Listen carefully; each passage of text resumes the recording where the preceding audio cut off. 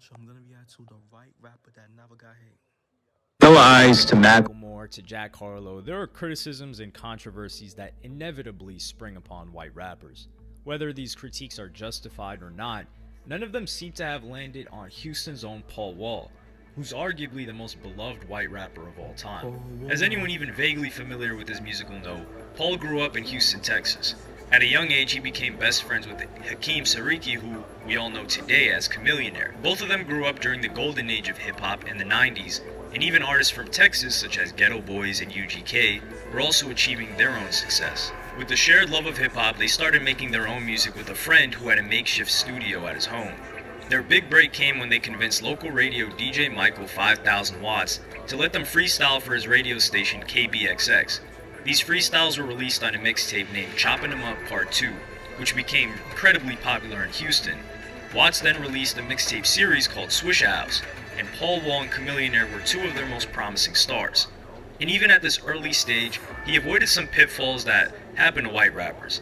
Unlike Iggy Azalea, he wasn't rapping in a voice that was completely removed for his natural speaking voice or taking on a persona that wasn't his own.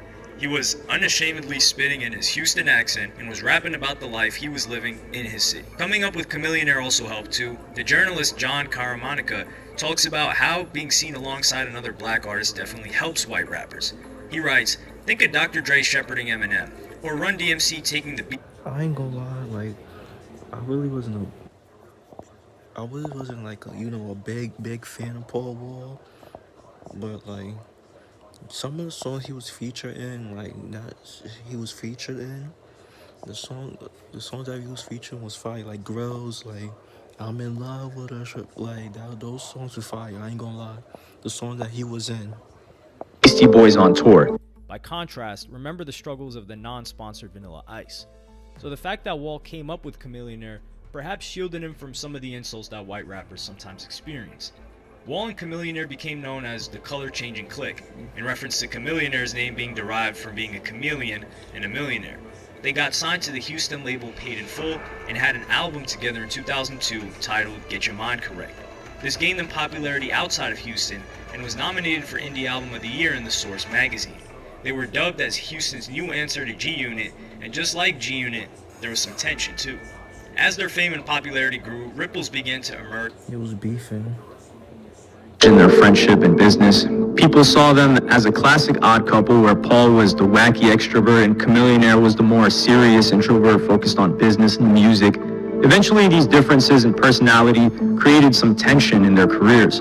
They were making money and getting more opportunities, and both of them had different ideas on what to do with their newfound wealth and fame. When their contract with Paid in Full ran out, Paul decided to go to Swishahouse, which by then was now a label. Chamillionaire instead decided to set up his own company called Chamilitary. Chamillionaire said very publicly that he wanted to be his own boss, and he didn't want Michael Watts at Swishahouse telling him how much he could make. But the feud soon got a little ugly. Chamillionaire released a new mixtape where Chamillionaire's brother made a comment about Paul Wall's mother. And once people's family members, and particularly mother's name gets dropped, things got pretty heated. Chamillionaire's brother was on his way to a club and found himself confronted by a group of men, including Paul Wall. They basically jumped him and beat him up. Chamillionaire's brother went back to his car and got a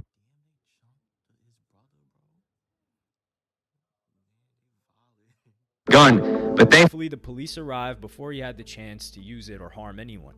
Mothers were mentioned, brothers were beaten up, so Chamillionaire and Paul Wall went from close friends to at least former friends, and at worst Enemies, ops. enemies. In 2005, both Paul Wall and Chamillionaire released their own solo albums. A year earlier, Wall released his debut album, Chick Magnet, but his following album in 2005, The People's Champ, really rocketed him to success. It contained tracks with 3 6 Mafia and Trey Songz, and also featured Kanye and GLC on Drive Slow, the very song that appeared on Kanye's Late Registration weeks earlier.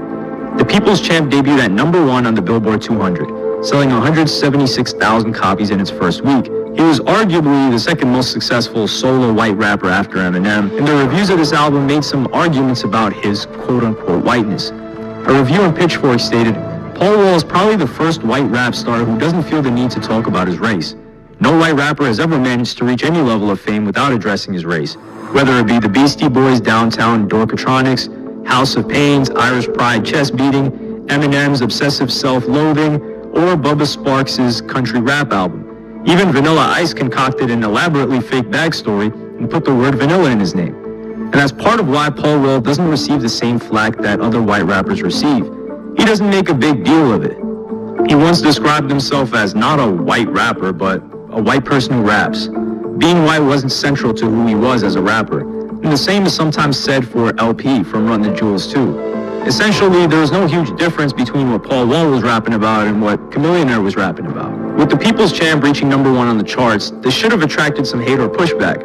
A common criticism of white rappers is that they get preferential treatment when it comes to mainstream success. In a conversation between Talib Kweli and Murs, they argue that white rappers have it more difficult than black rappers coming up, but once they reach a certain level of popularity, their popularity takes off astronomically. Murs says, their rocket ship has trouble getting off the ground, but once it gets to the stratosphere, it's gone. Eminem has addressed this in the song White America, where he even admits, let's do the math, if I was black, I would have sold half.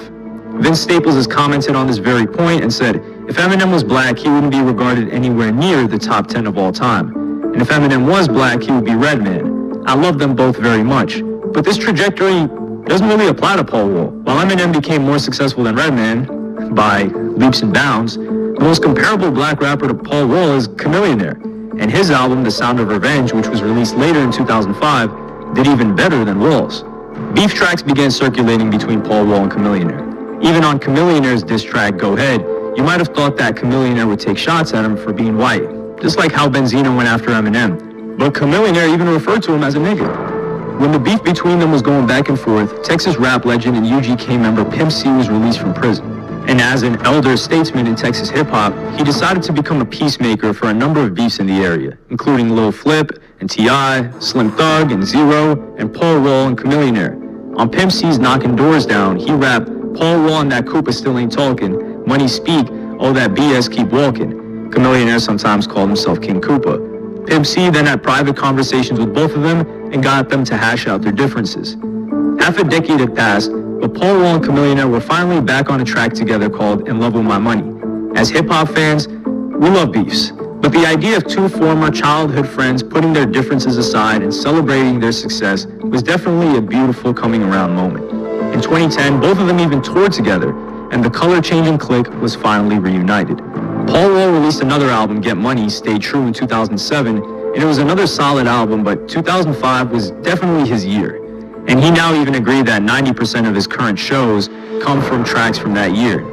He had been constantly releasing albums since then, and pretty much remains an underground favorite, particularly in Houston, where he's not underground in any capacity. Unlike other white rappers, he's not flirted with other genres of music. Rappers like Kid Rock and MGK look to have permanently switched to rock, whereas the Beastie Boys and Post Malone definitely messed around with different sounds. So this is another way in which he's avoided hate too. He's definitely in hip-hop for the long haul. Throughout his career, he's gone to influence countless other Houston rappers, and has also had a lasting influence on white rappers coming up too. In 2015, Mac Miller and Vince Staples discussed white rappers and their place in hip-hop for Fader magazine. At one point, Staples says, when you're white and you rap, you gotta have bars. It's all about the bars. That's a fact. Not just white. It doesn't only apply just to white rappers. It applies to any rappers of any race. Whether you're black, Spanish, Asian, whatever, bro. Like, this applies to everybody, bro. No matter what race you are, bro. Gotta have bars.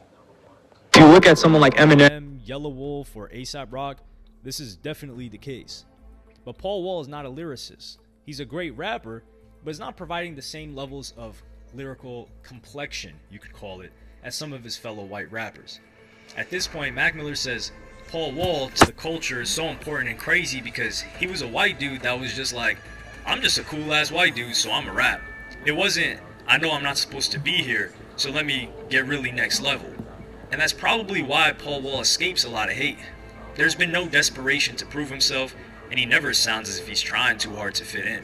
Paul Wall's personality outside of music definitely plays a part too. He doesn't make a big deal about his race, but he does make a big deal about racism. He's been very vocal about white people not using the N-word under any circumstances, and is very much against the idea of white people waving the Confederate flag, which doesn't seem to be too controversial of a take, regardless of what they feel the flag means to them, which is where some of them usually get angry.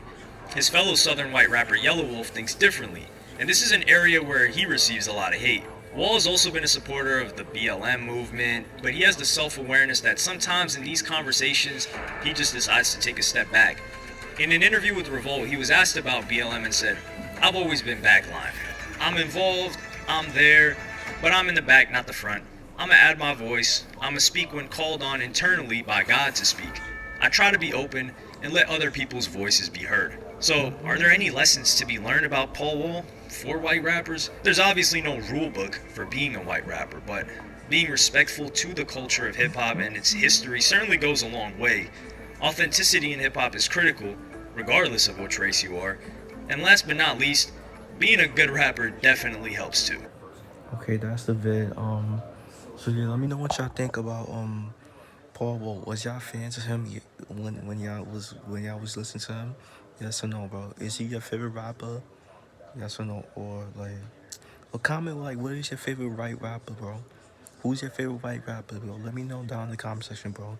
Make sure y'all like, comment, subscribe. Y'all know the vibes. Wherever you're checking out, you are.